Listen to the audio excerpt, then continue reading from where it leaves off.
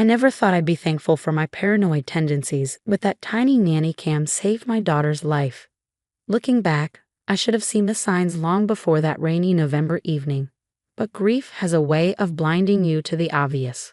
My husband Mike died 3 years ago in a construction accident, leaving me to raise our daughter Emma alone.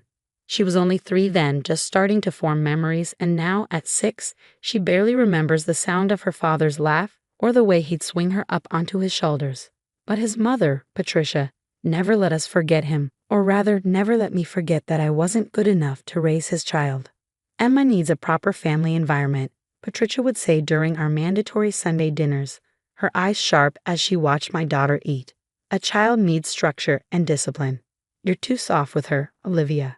I bite my tongue, reminding myself that Emma deserved to know her grandmother, that this was her last connection to Mike. But something changed last month when I started dating again. Patricia's passive-aggressive comments turned into outright hostility. "Already forgotten my son, have you?" She spat one evening after Emma innocently mentioned meeting my new boyfriend David at the park. I suppose 3 years is long enough for some people to move on, but real love lasts forever.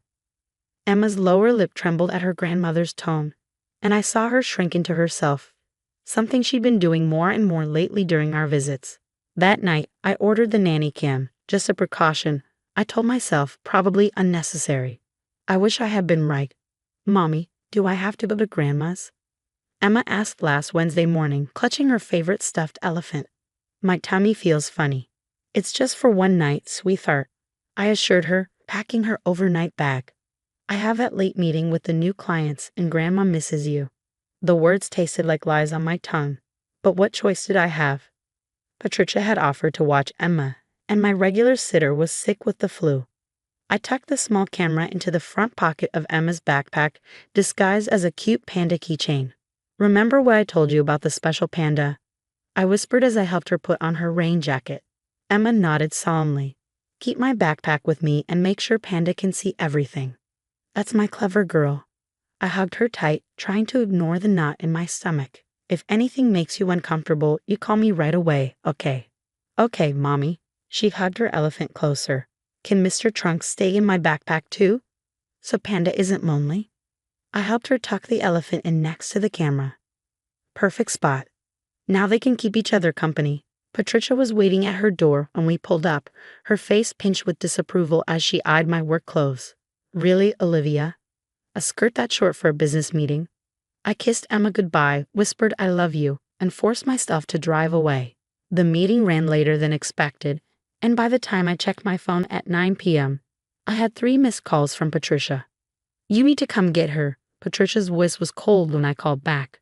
"I won't have this kind of behavior in my house." "What happened? Is Emma okay?"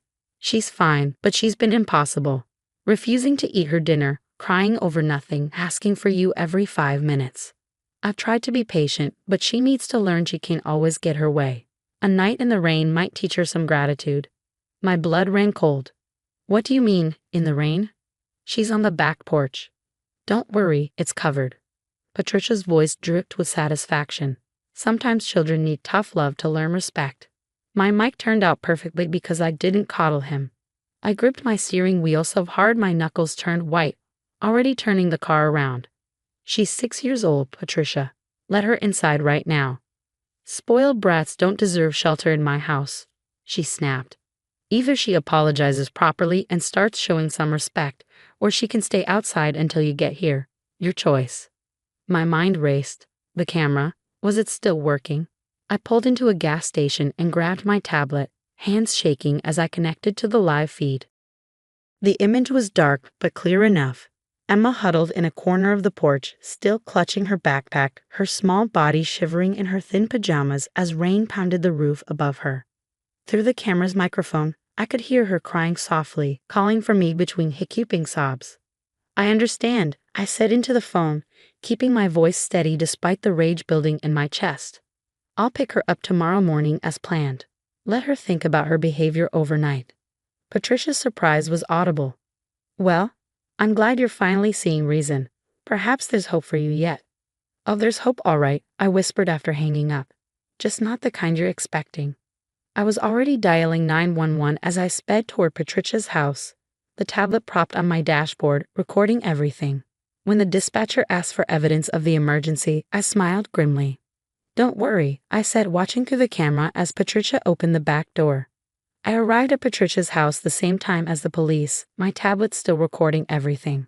2 officers approached the front door while I hurried around to the back, my heart pounding with each step. The rain had gotten heavier, and I could hear Emma's sobs before I even reached the porch. "Baby, I'm here," I called out, rushing to gather her shivering body in my arms. She was ice cold, her pajamas soaked despite the porch's partial cover. The thin blanket Patricia had thrown out lay in a wet heap, completely useless. Mommy," Emma stuttered through chattering teeth, clinging to me. "I'm sorry I was bad." "You weren't bad, sweetheart. You did nothing wrong." I wrapped my coat around her just as I heard Patricia's outraged voice from inside. "What is the meaning of this? You can't just barge into my home." "Ma'am, we received a report of child endangerment," one officer stated firmly. "Where is your granddaughter?"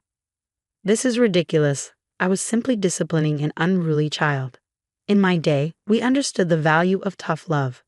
I carried Emma through the back door, her small body trembling against my chest. Patricia's face went from indignant to pale when she saw us, especially when she noticed the 2 officers behind her.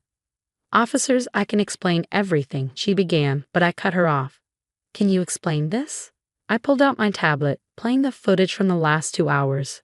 The crystal clear audio captured every cruel word, every sob, and most damningly, Patricia's voice saying, "Spoiled brats don't deserve shelter in my house." The female officer's expression hardened as she watched. "Ma'am, how long was the child outside?" "Only a few minutes," Patricia protested, but the timestamp on the video proved otherwise. She was being impossible. Refusing to eat a dinner I slaved over, crying for her mother like a baby. "The dinner?" I interrupted, my voice shaking with rage. "You mean the shrimp scampi you forced her to eat, even though she told you she's allergic to shellfish?" Patricia's face reddened. "She's lying about that allergy. Mike never had any food allergies. It's in her medical records," I spat, pulling up the documents on my phone. "The same records I gave you 3 months ago, along with her EpiPen, which I noticed isn't in her backpack anymore." The male officer stepped forward. "Where is the EpiPen, ma'am?" Patricia's composure cracked. I threw it away. It's just Olivia being overprotective again. She's turned my granddaughter into a weak, whining. That's enough. The female officer pulled out her handcuffs. "Patricia Wilson, you're under arrest for child endangerment and reckless endangerment of a minor." "You can't be serious." Patricia shrieked as the officer began reading her rights. "I was disciplining my granddaughter. I have rights. She's my son's child." "Your son," I said quietly, holding Emma closer, "would be ashamed of you right now."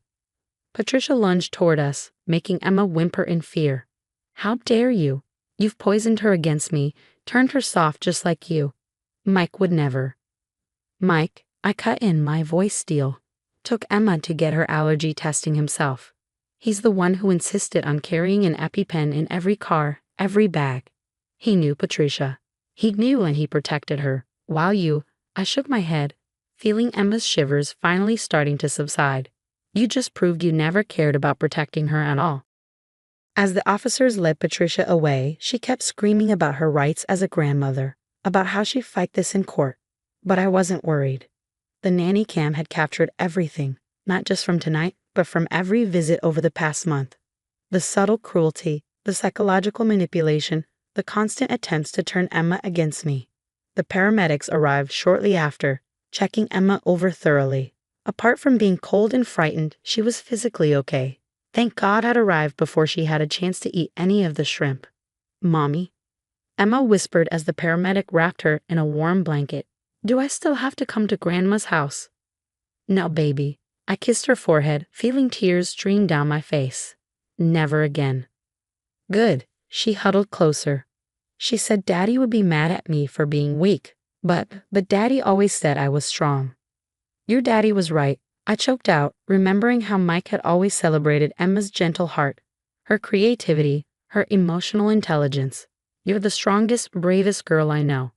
Later that night, as Emma finally slept safely in her own bed, I sat in my living room with Detective Sarah Martinez. watching the full month's worth of footage from the nanny cam. Each clip revealed something worse. Patricia throwing away Emma's asthma inhaler because only weak children have breathing problems, forcing her to sit at the table for hours until she ate foods she was allergic to, berating her for crying when she talked about missing her father. "You have a solid case here," Detective Martinez assured me, taking detailed notes. "Between the footage, the medical records, and tonight's incident, no judge is going to let her anywhere near your daughter again. We'll be pushing for felony charges." I nodded, my hand clenched around my phone where there were already 6 voicemails from Patricia's sister, demanding I drop the charges. What about her threats to fight for grandparents' rights? The detective's smile was grim. After endangering a child with known medical conditions and leaving her out in near-freezing rain, she'll be lucky if she's not facing serious jail time. As I watched her leave, I felt a weight lift from my shoulders. For 3 years, I tolerated Patricia's abuse, telling myself it was best for Emma to know her father's family. Now, I realized the best thing I could do for Emma was protect her from toxic people, even if those people shared her blood. The courthouse was packed 3 months later for Patricia's sentencing. My lawyer had advised me not to bring Emma, so she was safe at school, working on an art project with her class. Throughout the trial, Patricia had maintained her innocence, claiming she was just old school in her discipline methods. But the evidence was undeniable. "Your Honor," the prosecutor said, standing to deliver her final statement, "the footage we've seen isn't just about one night in the rain.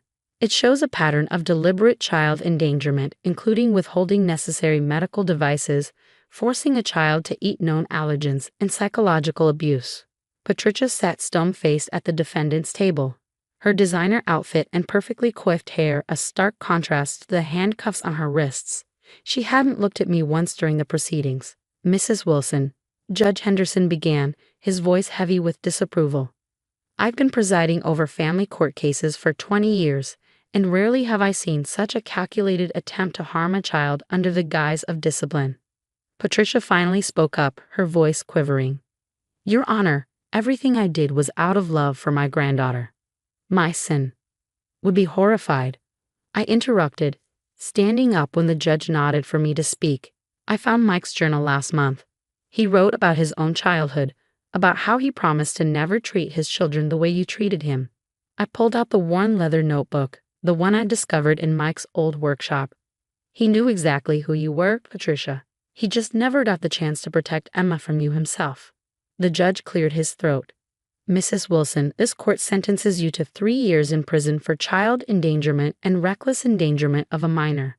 Additionally, a permanent restraining order will be put in place. You are never to contact your granddaughter or her mother again." As the gavel struck, Patricia finally broke.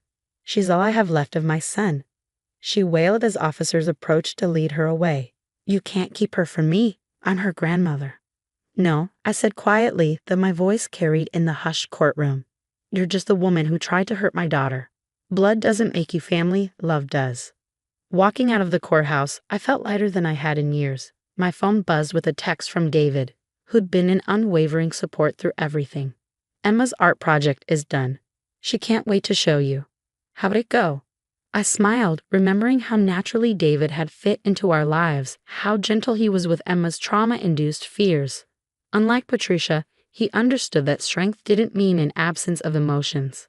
When I arrived at Emma's school, she was waiting with David, proudly holding up a large canvas.